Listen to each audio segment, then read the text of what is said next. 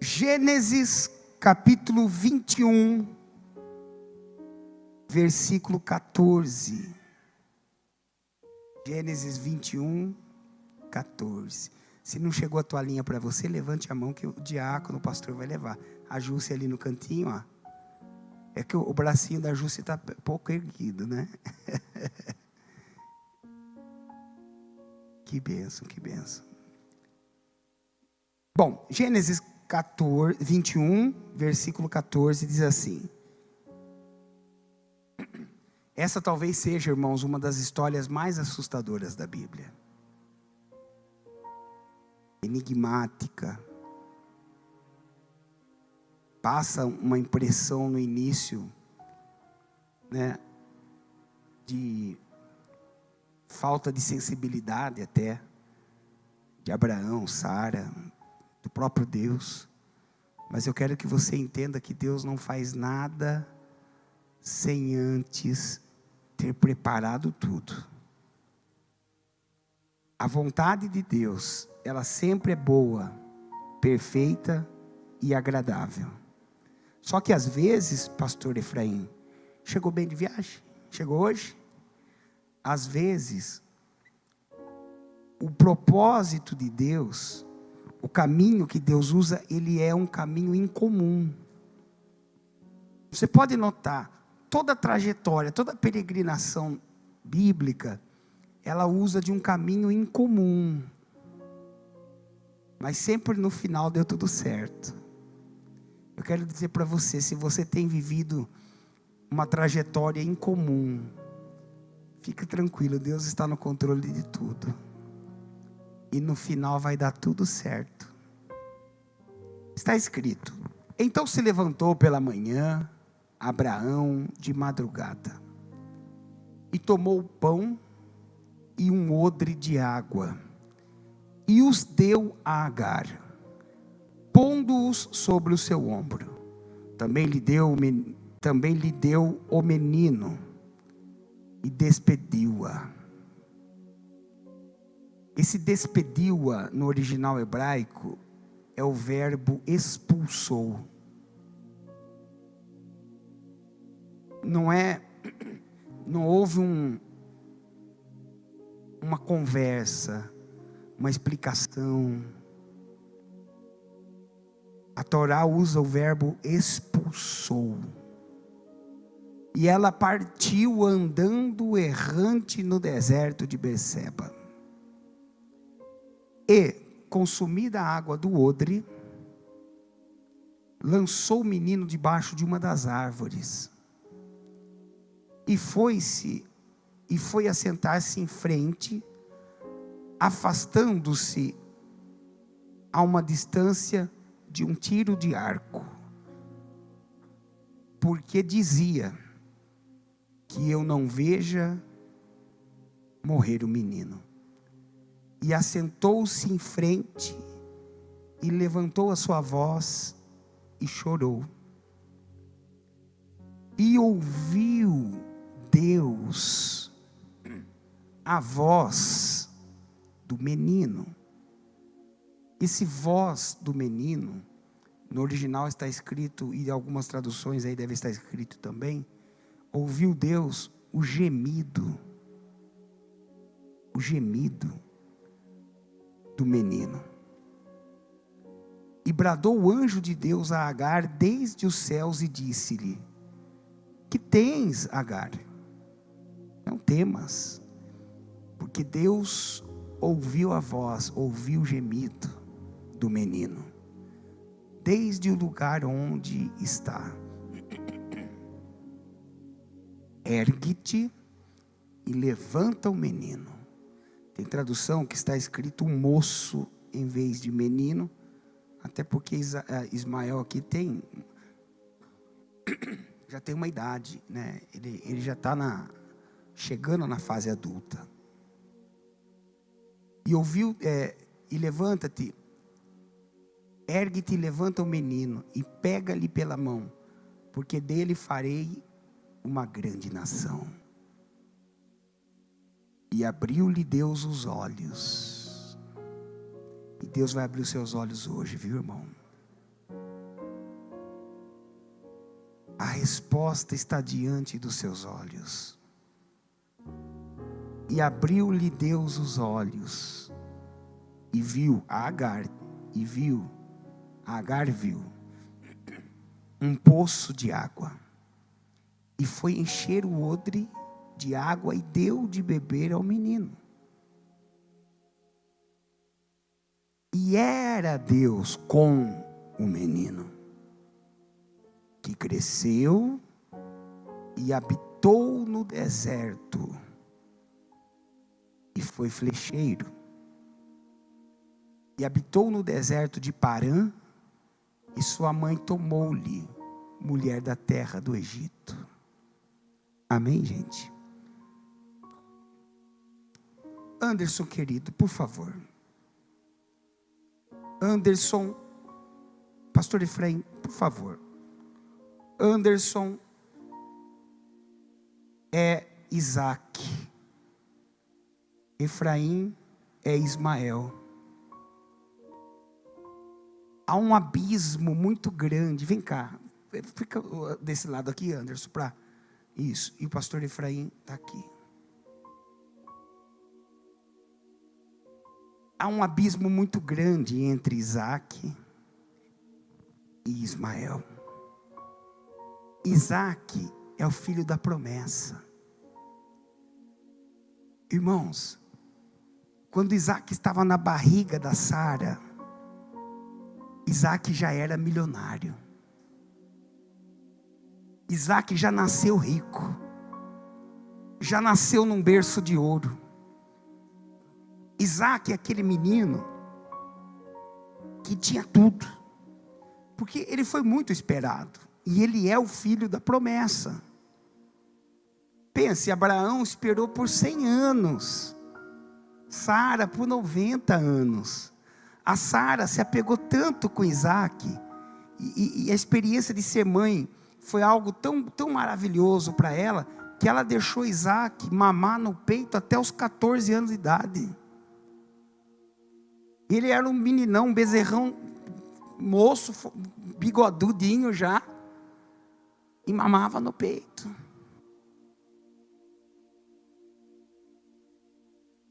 Ele vai deixar o peito, e aí quando ele deixa o peito da mãe, Abraão faz uma festa para ele. Então Isaac, ele nasceu, vamos dizer assim, virado para a lua. Não é assim que a turma fala no mundo? Nasceu virado para a lua. Para ele tudo dá certo. Para ele tudo. Isaac está tranquilo. Para você ter uma ideia, Isaac é tão sossegado, mas tão sossegado, que com 40 anos de idade, Abraão ficou preocupado. Falou: vou arrumar uma mulher para esse meu filho. E manda buscar uma mulher para ele, nas terras da parentela de Sara. Aí trazem Rebeca, porque Isaac era o filho da promessa. Isaac, ele tinha tudo. Gênesis capítulo 25, versículo 5, diz que Abraão deu toda a sua herança, tudo que tinha, para Isaac. E para os filhos que ele teve com Quetura, porque nessa época Ismael já havia ido embora, os filhos que ele teve com a segunda esposa, depois da morte de Sara, ele deu alguns presentes. Então Isaac tinha tudo. Já Ismael, embora fosse filho de Abraão, quem via Ismael no campo, no acampamento, não via o filho de Abraão. Eles viam o quê? O filho da escrava. O Isaac é o filho do chefe, o filho do patrão, é o pequeno príncipe. O Ismael é o bastardo, é o filho da escrava. E se não bastasse já esse abismo, começou a haver uma rixa entre a Agar e a Sara, porque a Sara começou a ficar preocupada. Ela começou a falar assim: nós já estamos velhos, daqui a pouco morre o Abraão, e o Ismael é mais velho, vai tomar tudo para ele. Então, a Sara, ela vem para Abraão e fala assim: eu quero que você mande esse seu filho embora. A gente não vai entrar aqui no mérito disso tudo, porque não dá tempo. Esse filho foi ela que provocou Abraão para gerar esse filho, né? Quem conhece a história sabe que é ela que provoca Abraão. Ela exige que Abraão se deite com Agar. Aí a criança nasce. Aí depois a Agar começa a criar confusão. Aí ela briga com Abraão. É complicado. Mas isso talvez a gente fale no culto de casais. Aí ela fala assim: eu quero que você mande seu filho embora. E a Bíblia vai dizer, antes do que nós lemos, que pareceu muito pesado para Abraão. Porque Abraão é um homem de bom coração. Abraão falou assim: como é que eu vou pôr um filho meu para fora? Com a mão na frente e outra atrás. Perceba que para os de Quetura ele ainda deu presentes. Aí Deus fala com Abraão: não tenha medo de mandar embora o Ismael, porque eu vou ser o pai de Ismael. Eu vou cuidar de Ismael. Irmãos, essa rixa que tem entre o Islã e o judaísmo e o cristianismo é coisa da religião hoje. O Ismael ali na época, e o Abraão e o Isaac, eles não tinham religião, serviam o mesmo Deus. O Deus de Abraão é o Deus de Isaac, é o Deus de Ismael. E Deus falou assim: eu vou cuidar de Ismael, Abraão, como se fosse o meu filho. Fique tranquilo, manda ele embora. E eu acho que para não ter como o menino ficar implorando para ficar e tentando argumentar, o Abraão, ele já vem com a malinha pronta do Ismael. O Abraão chega, ó, ele fala assim: está aqui, Ismael, está aqui, abre a sua malinha aí. Tem para você uma garrafa d'água, um odre de água e um pão sem fermento na época. Tem aqui um odre de água e um pão. Agora, caça seu rumo, segue sua jornada, se emprenha para o deserto. E o Ismael, ele começa a andar pelo deserto e começa a bater a sede. Aí ele começa a beber a água. Pode beber. Ele começa a beber a água e começa a bater a fome. Ele começa a comer o pão e ele vai andando. Vamos fazer de conta que está andando para outro caminho de novo, reto aqui. Pode ser. E ele vai beber na água, e ele vai comer no pão, e ele vai beber na água, e ele vai comer no pão. E ele vai chegar na região de Parã. Hoje nós conhecemos como os Emirados Árabes. Mas é um deserto. E chegou uma hora, Ismael, que acabou o pão. Chegou uma hora que acabou a água. E a única coisa que ele levou foi isso: um pouco de pão e um pouco de água. A mãe falou: ele vai morrer. Colocou ele sentadinho debaixo de uma árvore. Ela se afastou uns 300 metros, porque ela não queria ver o filho morrer. E então Ismael, talvez delirando, talvez sendo tocado por Deus, ele começa a falar com o Deus de Abraão. E ele começa, e olha que interessante, né? A Bíblia fala que o Espírito Santo intercede por nós com gemidos inexprimíveis. Gemidos inexprimíveis. E ele começa a gritar: meu Deus, Deus do meu pai Abraão, Deus do meu pai Abraão, não me deixa morrer nesse deserto. O anjo do Senhor desce até Agar, que está caída, talvez com raiva de Abraão, de Sara, de Isaac, do mundo, de Deus. Mas o anjo desce até ela e fala assim: Agar, por que choras? Não tenha medo, ergue-te e levanta o moço, porque eu farei dele uma grande nação. E os olhos dela se abriram, e ela vê na frente dela uma fonte de água. Se aquela fonte já existia, se Deus colocou ali na hora aquela fonte, a gente não sabe.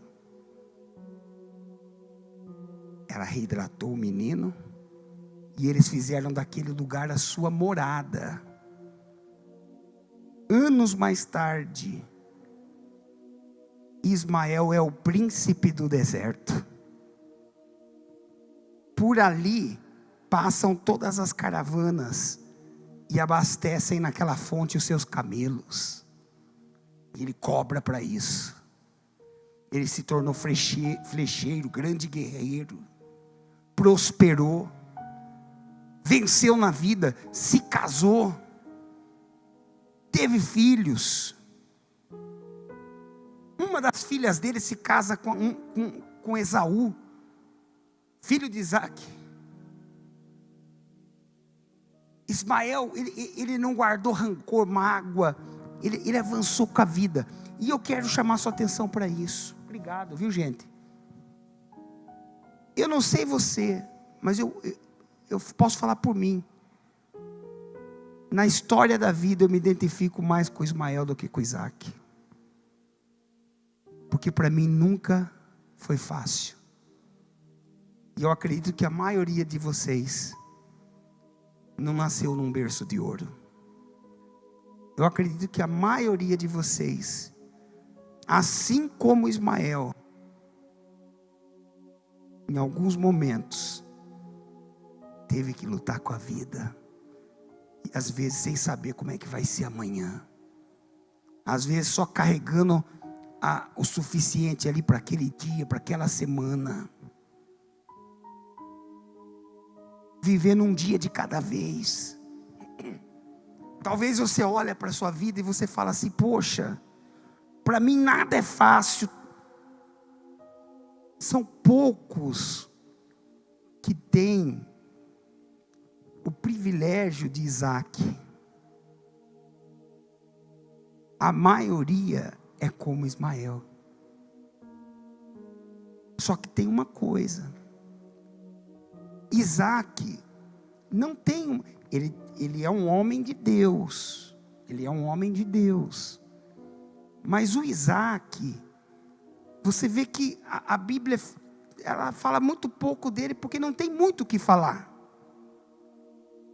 O Gênesis, ele vai falar muito de Abraão.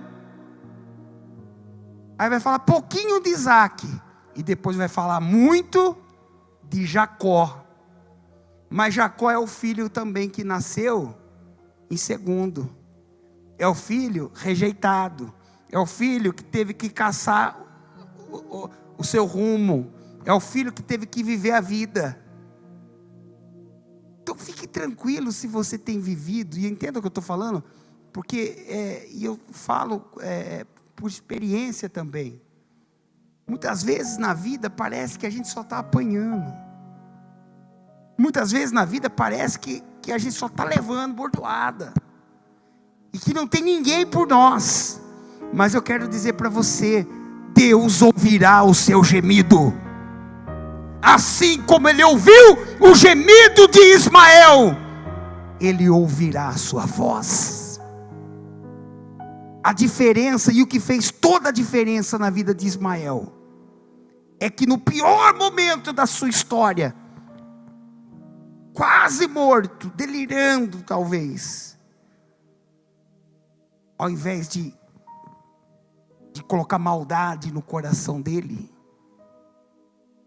ele levantou os olhos para o céu, e ele clamou ao Deus de seu pai: Deus do meu pai Abraão, só o Senhor pode me ajudar agora. quando o ser humano reconhece que só Deus pode ajudá-lo, ele está pronto para viver o milagre.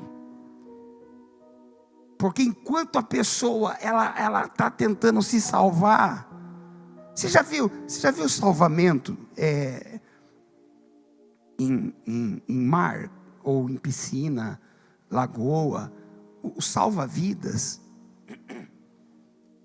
ele é orientado dependendo da situação do afogamento. Lucas, você trabalhou como salva-vidas. Eu fico imaginando se você pega um cara que nem eu, se afogando. Como é que você arranca da água, né? Mas na água fica leve, né? Mas a pessoa que está se afogando, ela está ali. Se você chegar para salvar ela, o que ela vai fazer? Ela vai te afogar. Então, uma das técnicas de salvamento é primeiro desmaiar o camarada. Desmaiar o cara, porque a hora que ele desmaiou, ele ficou vendido ali. Ele já não tem mais. Ele vai depender do você vai salvar. Então, aí você vai segurar ele e você vai trazer. Então, se você chega e fala para ele, não tenta, faça mais nada que eu vou salvar você. Mas ele está nervoso, ele está desesperado, ele começa a afundar a sua cabeça junto na água. O salva-vida, ele dá uma estrangulada no cara. Você já precisou fazer isso? Ele dá uma estrangulada ou uma desmaiada, aí leva para, pronto, salvei. E às vezes, no afogamento da vida, a pessoa fica tão desesperada que Deus está ali tentando ajudar ela. Deus está mostrando, tem uma fonte de água aqui, tem uma árvore aqui é um caminho que você vai prosperar. Mas a pessoa está tão desesperada que ela não consegue ver. E o que Deus está falando para nós hoje é que Ele quer e que Ele deseja que você se entregue. Deus não vai vir estrangular ninguém, mas Ele quer que você se entregue, que você confie no salvamento divino. A hora que ele começa a clamar, um anjo do Senhor desceu do céu e fez Agar se lembrar de uma conversa que teve com ela há 20 anos atrás, quando ela fugiu pela primeira vez, quando ela estava grávida de Ismael. Ela teve uma briga com a Sara e ela falou, vou embora. E ela vai para o deserto. Aí o anjo aparece para ela e fala, volta para a casa de Abraão, peça desculpa para Sara, não vá caminhar, não vá viver nesse deserto com uma criança. O que está dentro de você é um menino, deve se chamar Ismael, e ele será um grande homem. Então ela volta para a casa de Abraão. E 20 anos mais tarde ela se vê de novo naquele deserto, só que agora com o filho morrendo. Então vem a revolta, vem sentimentos, e ela começa a se questionar. Mas a hora que o anjo apareceu para ela, a primeira coisa que ele disse foi, não tenha medo. Lembra que eu falei que o diabo tenta implantar o medo? O anjo falou assim para ela, não tenha medo, porque eu vou fazer do seu filho uma grande nação. Irmãos, os descendentes de Ismael, que são os árabes, são os povos mais ricos da terra. Eles e Israel, o que eles colocam a mão prospera. Olha o que é os Emirados Árabes, Dubai, embora que Dubai é dos descendentes de Quetura, mas ainda assim, olha o que é o Catar, toda essa região aonde estão os descendentes de Ismael. Deus cumpriu a promessa.